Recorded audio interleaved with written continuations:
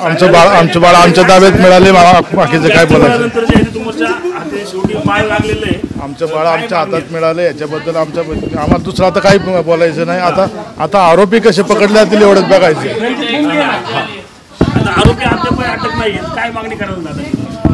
दादांनी आरोपीला लवकरात लवकर पकडावं, त्यांना काय योग्य ती शिक्षा करावी हीच विनंती राहील. हे बाळ एका अज्ञात व्यक्तीने आम्हाला फोन केला आणि बाणेरच्या हायवेवर आमच्या ताब्यात दिलं. आम्ही ते आमच्या ताब्यात घेतलं. बाळ आमचं सुखरूप आहे. आता आम्ही आनंदी आहे. बस त्यांनी कुठेही सांगितलं नाही, काय नाही. अज्ञात व्यक्ती होता, ओळखीचा नव्हता. त्यांनी कॉल केला आणि बाणेरच्या हायवेवर आम्हाला बाळ ताब्यात दिलं. त्यांनी नाही, आम्हाला पिरकुटमध्ये असं समजलं होतं म्हणून आम्ही गेलो होतो. पण पिरकुटमध्ये जाताना आम्हाला एक कॉल आला अज्ञात व्यक्तीचा की बाळ माझ्याकडे आहे, तुम्ही बाणेर हायवेला या. बाणेर हायवेला त्यांनी आमचं बाळ आमच्या ताब्यात दिलं आणि ते निघून गेले.